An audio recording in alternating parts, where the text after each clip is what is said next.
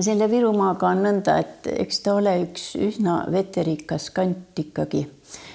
Kui mõtelda selle peale, et põhja pool on Soome laht kõikide nende jõgedega, seal on Loobujõgi, seal on Seljajõgi, seal on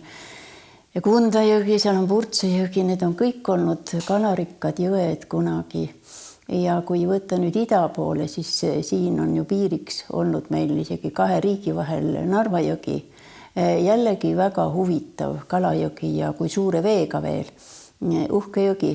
Ja kui võtta nüüd Peipsi ja Peipsi põhjarannik, siis siin on ilmne, et siit tulid kõik need kalamüüjad, kes viisid kogu Virumaale, isegi Järvamaale viisid kala müügiks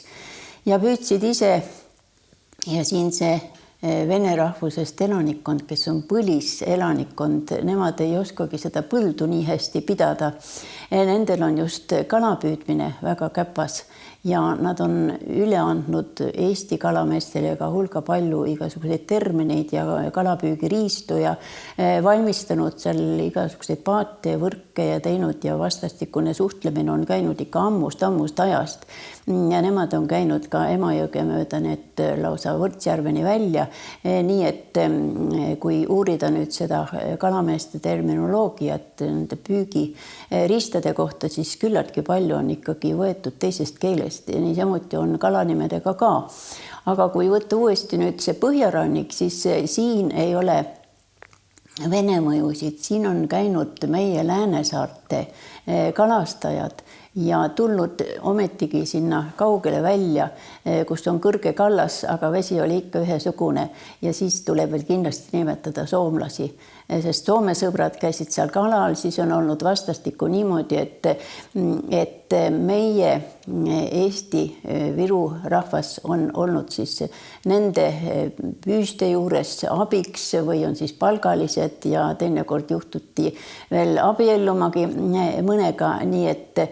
tuli seda Soome verd meie poole ja meie poolt Soome poole, nii et need olid need sõbrad siis, kes käisid ka siin niimoodi muidu retkedel peal ja olid neil omad ajad ja omad kokkusaamise kohad ja need Simmonid ja Kiige juures käimised, mis siis veel üheskoos tehti ja siis kuidas pakuti kalu ja meie omad siis ostsid ja oli selline tore kokkusaamine ikkagi sugulasrahvas, Kundas näiteks mäletatakse siiamaani, vanem põlvkond mäletab, eks sõda võttis kõik need sõbrasuhted ära, aga enne seda küll. Sõda võttis ka kalapüügi põhjarannikul ära, sest et ei tohtinud ju minna sealt merele teised kui need, kellel oli kindel kalapüügi õigus ja paberid korras, sest et kardeti ju nad kargavad sealt ära teistesse riikidesse. Uudishimulikud sellised, aga kalade kohta võib ütelda, et kõige olulisemad kalad võib-olla liigi poolest olid põhjaranniku vetes lõhi ja öeldakse ka lõhe ja siis on forellid, tähendab, on 2 liiki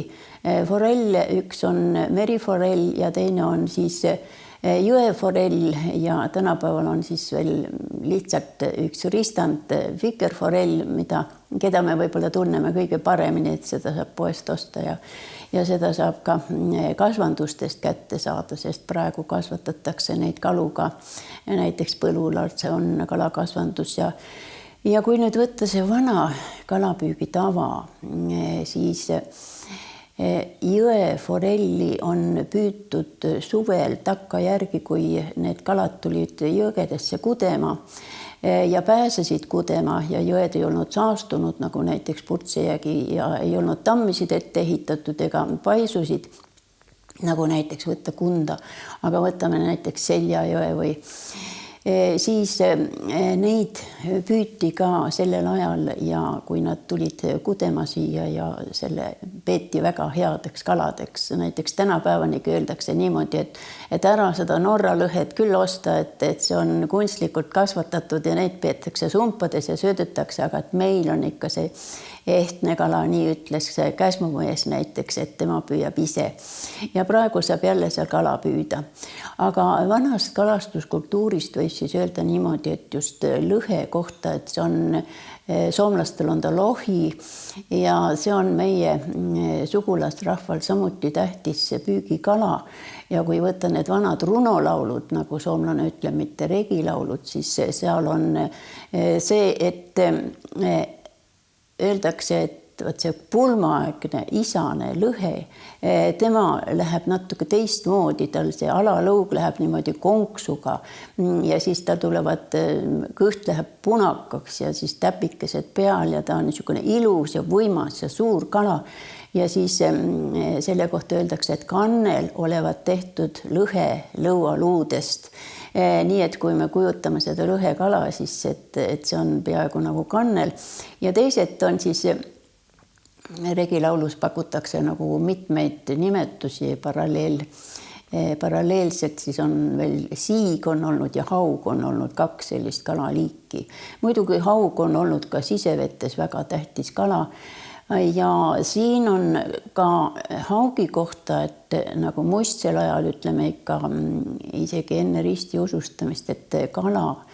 suur kala nagu haug või see lõhi või on nagu teiste kalade ütleme hoidja või haldjas või vaim või ema ja selle kohta on siis vanas rahvaluules siiamaani veel selliseid märkusi ja teateid olemas, need siit me saame järeldada, et see on olnud kõik nüüd nendes Läänemere vetes on väga palju samasugust, aga need tähtsad kalad on vahest mõned teised liigid, näiteks on säga, kellest ma ei saa rääkida nüüd seoses selle Läänemerega, aga näiteks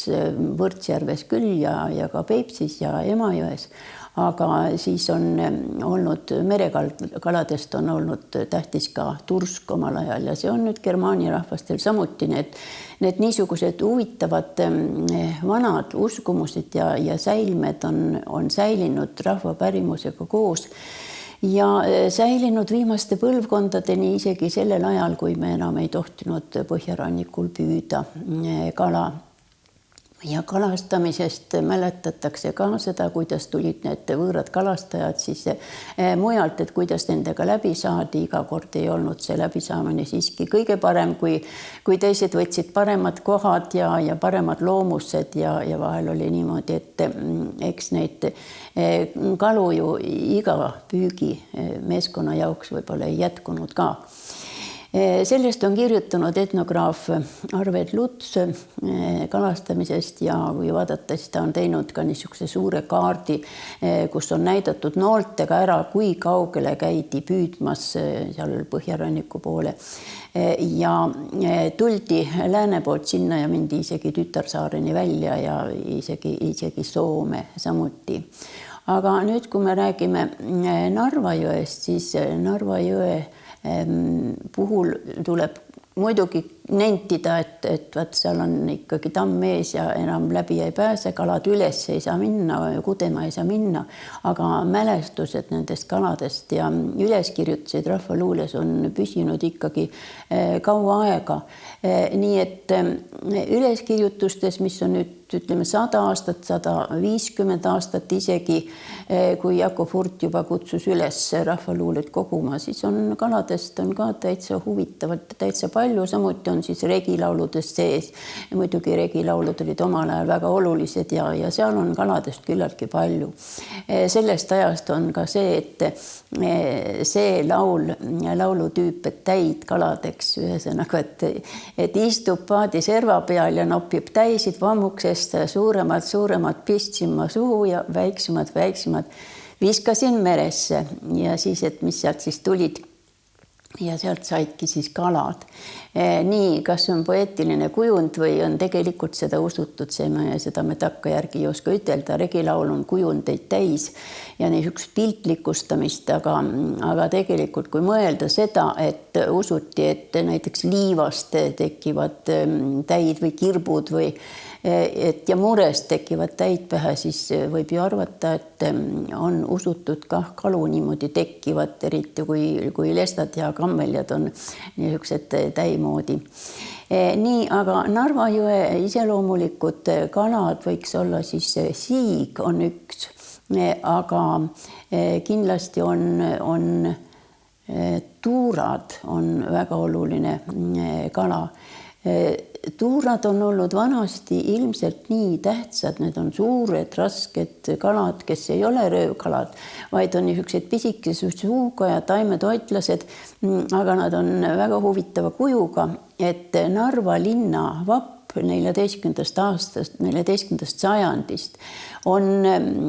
siis tuurakala kujutistega ja seda vappi on nagu aeg-ajalt muudetud, aga ära saab tunda, ta on stiliseeritud küll, et need on tuurakalad ja siis vahel on nii, et nad on ninad vastastikku 2 kala ühe selle pitseri või vapi peal ja teinekord on siis ka üks, keda on kasutatud ja tuur on nüüd niisugune kalaliik, keda veel on olemas, aga kes on nii haruldane, et seda enam ei ole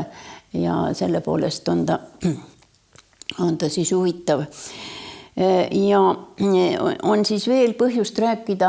Narva jõe kaladest, kui rääkida silmupüügist. Silmupüük on selline, püüti niisuguste vanaaegsete mõrdadega ja need on niisugused kalad, keda peetakse võib-olla peaaegu kalataolisteks, need ei saagi neid päris kaladeks nagu nimetada, sest nad on teistsugused, nad on nagu niisugused sõõrsuud ja selle suuga või selle niisuguse ümmarguse avaga ta imeb ennast teiste kalade külge ja saab sealt siis teiste kalade verd ja koe mahlamist ja sealt siis imeb lahti kailase ja kui nii võtta siis, et ta on angerja moodi, keda on peetud ussiks päris ja rästikuks ja kõik ei ole seda söönudki kaua aega, ei ole tahetud, et niisugune kole elukas teine, aga ometi on silmupüüki peetud oluliseks ja seda silmu on söödud, ju ta on siis hea maitsega. Ega me kaugeltki kõik ei ole kunagi seda maitset saanud, aga Narva jõe silmupüügi ajad on olnud siis niivõrd olulised, kui need püügiriistad sinna sisse pandi, et tänapäevani peetakse nagu silmupüügipühi või silmu söömist, kusjuures ega need silmusid seal enam võtta ole nii väga midagi. Teinekord tuuakse nad mujalt sisse, peaasi, et ikkagi saab pidutseda, et on niisugused silmupäevad. Ja muidugi Narva jõest küll üles niimoodi merest tulla ei saanud, aga samal ajal on nii, et tal on ju kogu aeg ühendus Peipsiga ja sealt tuleb kalu, nii et Narva on olnud ikkagi ka idapoolsetele üsna tähtis kalapüügi koht. Ja seal on siis isurid ja vadjalased ja kes kõik, nii et seal ei ole kõik nüüd idaslaavi mõju, sest aga venelaste mõju on seal ka üsna tugev, aga veel palju tugevam on vene kalurite kalastuskultuuri mõju ikkagi Peipsi pool ja kui me nüüd räägime Virumaast, siis me peame rääkima põhjarannikust. Nii et kui me räägime, et tulid kalavenelased, siis me ei ütle, et kalamehed või kalapüüdjad või ikka ütleme kalavenelased, sest põhiliselt need olid vene rahvusest inimesed, kes siis käisid neid kalu talvel müütamas ja üks põhilisi müügiartikleid on olnud ahvenad. Ahven on Peipsimaa kala ja Peipsi järves on need ikka püütud, ikka palju olnud. Tema on ise röövkala ja ta tegutseb ka talvel, ta ei maga seal talveundega, ei ole vaikselt. Ja ahvenaid on siis käidud müümas ja teine müügiobjekt on olnud kiisk, et Kiisa venelased olid siis ka, kuidas neid öeldi ja läksid müüma. Ja nad on käinud nii kaugetel kaubaretkedel, et lausa põhjaranniku ligi välja, sest seal on juba need Jõhvi kant ja kus enam põllumajandusega ei tegeletud ja oli vaja inimestel ikkagi toidupoolist ja siis kaubeldi nendega ja oldi külade sööd ja sellised olid siis need suhted siin, aga vahest oldi kulööd, aga selle eest maksti siis kalaga ja niisuguseid lausa sõbrasuhteid ei teata olevat, aga ikkagi on niimoodi, et samasse kohta mindi, kus oli varem kah oldud seal Suure tee ääres ja üldiselt läks see kaup siis päris hästi. Nii Peipsi kaladest tuleb rääkida võib-olla sellest ahvenast selle poolest, et ahven on olnud hilise ajani praeguseni on olnud tähtis kala, sest et siin on see harrastuskalastajate püügiobjekt on see, et käiakse sikuskal. Mida tähendab sikuskal käimine, teavad kõige paremini need, kes käivad talvel siis kelkudega ja teinekord purrevoodi asi on seal, et tänapäeval pannakse kilepuri, et selle saab siis üles panna nii, et tuulevarjus oled ja kevadest talve käiakse siis sikuskal. See on siis niisugune püügiviis, kus konksukese otsas on siis oodatakse, millal ta sinna tuleb ja liigutatakse kogu aeg üles-alla niimoodi ja siis on see püük niimoodi, et tuuraga tehakse auk jää sisse ja siis kus kohas kalaparv juhtub olema, sealt saab siis palju ja kus ei ole, sealt ei saa keegi. Ja kui nüüd Peipsi äärde minna vaatama, siis seal on nii, et neid kalamehi on kaugel päikese käes natuke mustad väiksed täpikesed, kus nad siis kõik püüavad ja tulevad bussitäite kaupa sinna. Ja no lõuna poole Peipsit tullakse isegi Lätimaalt, aga siin Põhja-Eestis Virumaal on niimoodi, et seal on siis käidud ka Venemaa poole pealt Leningradist, praegusest Peterburist, kes tulid sinna kalaretkele ja see on siis selline hea püügipaik olnud, kus mehed saavad aega viita ja siis ka rääkida nendest kaladest ja on selline mõnus olemine, nii et kevadel on nad päikese käest päris pruunid seal. Ja kui nüüd kalastustähtaegadest võtta, siis siin tuleks ilmselt ka Vene õigeusu tähtpäevi nimetada, sellepärast et nendel on teised tähtpäevad olulised ja kõik ei olegi meil täpselt samad, vaid on niimoodi, et näiteks eeliapäev, mis Eesti rahvakalendris ei ole kuigi tähtis, on venelastel väga tähtis,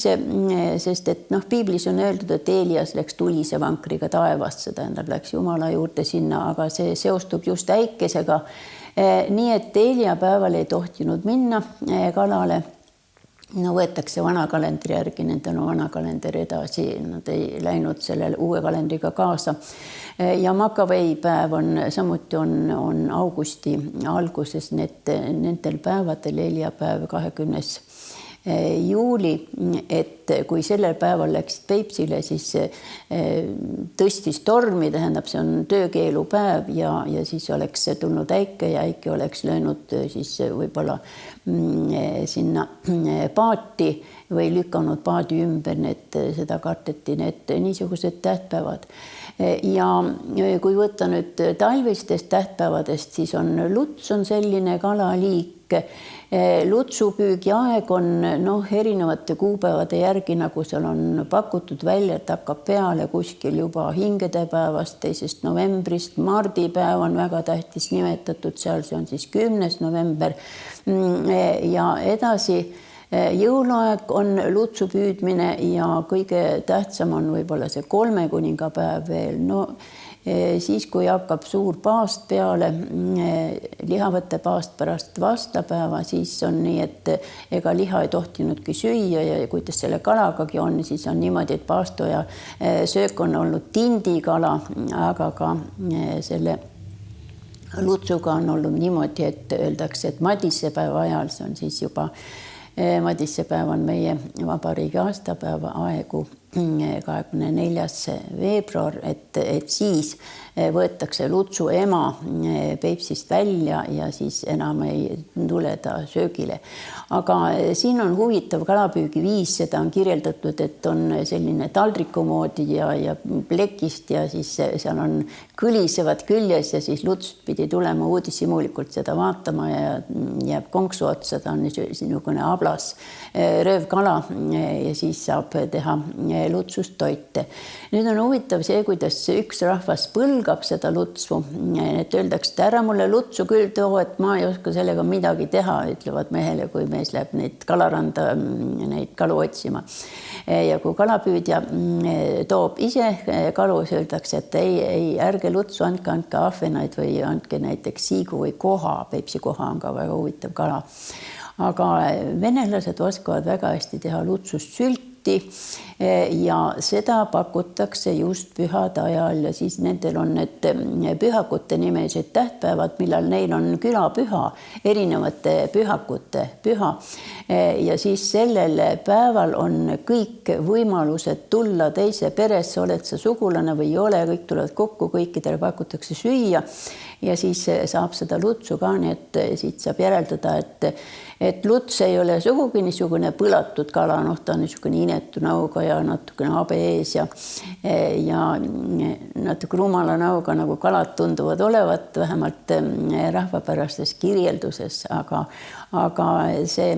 luts pidi maitsma väga hästi ja ta on nagu eriline hea toiduna, on ta siis pakutud ka külalistele ja ka näiteks sünnipäeva puhul, kui sünnipäevi on peetud.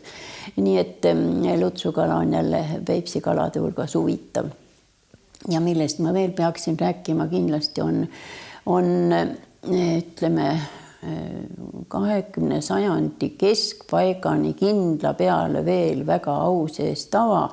on see, et söödi maarjahaugi ja mida see tähendab? See tähendab seda, et on kuiva haugi söömine, nii teda öeldi, et eelmisest kalasaagist, eelmisest püügist hoitakse suured haugid järel. Neid soolatakse erinevalt niimoodi, et selja pealt lõigatakse lõhki, et nad paremini ära soolduks ja ära kuivaks ja siis hoiti neid tükk aega, kui soolvesi pealt ära juba kuivas. Ja siis pandi nad hoidu ja ma ei kujuta ette, kuidas siis kas aidas oli nii vaikne või kus teda siis viidi, kas viljaaite või on pandud seina peale löödud ja ju sinna ei tulnud siis ükski elukas neid sööma ja see soolane kala, kuivatatud kala hoiti siis kevadeni ja tal oli pea kah küljes, need polnudki seal rohkem kui sooled seest ära võetud ja siis teda on peetud leos ja paastumaarjapäevaks, see on siis 25. märts. See on selline päev, kus tehti siis seda kuiva haugi. Mis paastumaarjapäeva tähendus on see, praeguse aja kliimaga me ei üldse võrreldagi, aga see on siis olnud see, kui keskmised temperatuurid jõuavad 0 kraadi peale, hakkab juba sulama ja kurg tuleb kuhja põhja peale, nagu öeldakse just Virumaa traditsioonis. Ja siis haug hakkab üles vett ujuma. Nii et kuhu ma oma jutuga praegu sihin on see, et ma tahan öelda, et sellest ajast peale hakkab siis nagu uus kalapüük ja muidugi alguses, kui kalad tulevad pudema, siis püüti neid västraga, mida me praegu enam ei tohiks teha, mõni västar vast on kuskil aidanurgas praegugi alles mõnel, sest nad on niisugused huvitavad ja eks need ole muuseumiski näha kidadega ja siis see paadist püük ja tulusel käimine, kus oli niimoodi, et tulevalgel oli nii, et püüti neid haugisid ja saadi kätte, et see on siis uue kalapüügi algus ja kuna ega seda sööki nii vanasti palju võtta ei olnud, et ammugi veel mitte, et lähed poodi ja ostad endale, siis oli nii, et see, et uus kalastusaeg hakkas tulema, et see on niivõrd oluline ja kui võtta nüüd, et missuguse rahvakomme see on või kelle käest on võetud, siis see on ilmselgelt idaslaavi mõjuline, sest et see ulatub Räpinani välja ja siis kui oli Piirissaare mees, oli näiteks Võrgsjärve ääres elas, oli sinna kalale tulnud ja endale sealt pruudi leidnud ja eesti keele selgeks õppinud, Tarvastu kihelkond siis. Ja siis ma küsisin, et selle perenaise käest, et kuidas on ja, et aga seal tehti igrakooki. No mis see igra on, see on siin see tegelikult kalamari ja kalamarjast tehti siis kooki või siis pirukaid ja ikka see haug ja haugipüük määras selle kalapüügi alguse. Nii et niisugused huvitavad kombed ja lemmakus on meil siis rannapunger ja jõe ääres, sest võtta nüüd neid lõunapoolseid jõgesid, siis rannapungeri on kõige olulisem nendest Peipsisse suubuvatest jõgedest.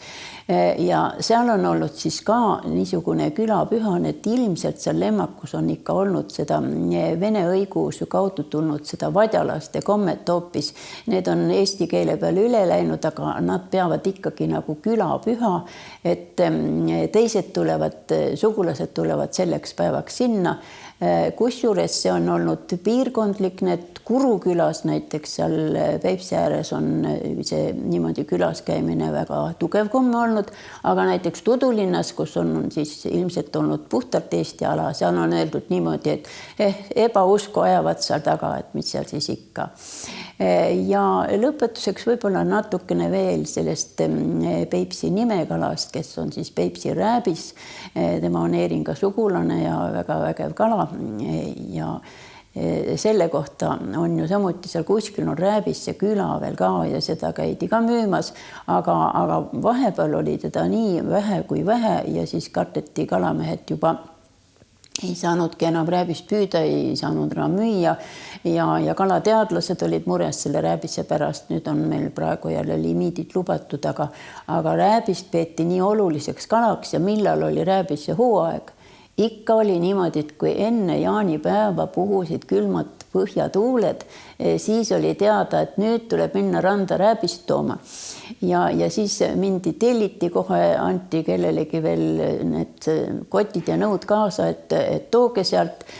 Ja nii on ikkagi käidud 10 kilomeetri kaugsel, 15 kilomeetri kaugsel, aga rääbisega oli kiire, seda tuli suvisel ajal enne jaanipäeva ju soe. Tuli kiiresti rookida, et ta pahaks ei läheks, aga sealt sai siis seda, mis oli põhja pool merekalana oli räim, kellest sai silk, aga meil öeldi, et meil saab rääbisse silku ja rääbisse oli rasvane ka veel ja siis öeldi niimoodi, et sellele näitad ainult korraks tuld ja juba läheb särinal põlema, nii et rääbiste suitsetamine on olnud ka tähtis, nii et kuivatatud rääbised, silguna rääbised, igat moodi tehtud, see oli ka ikka väga väärt kala. Nii et mitmed nendest kalaliikidest, kellelt siin nüüd juttu oli, ei ole neid kuigi palju järel ja mõned neist on nii, et ei tasu juttu tehagi, neid ei tunta, ei teata, aga need olid nüüd siis kõige tuntumad võib-olla Virumaa kalad ja sisevete kaladest me ei jõudnudki rääkida seal väga suuri erijooni tegelikult ei olegi ega teiste rahvaste mõjusid, sest õngitsemine ja unna püük on ikkagi enam-vähem ühesugused samad, nii et niimoodi on nende kaladega Virumaal.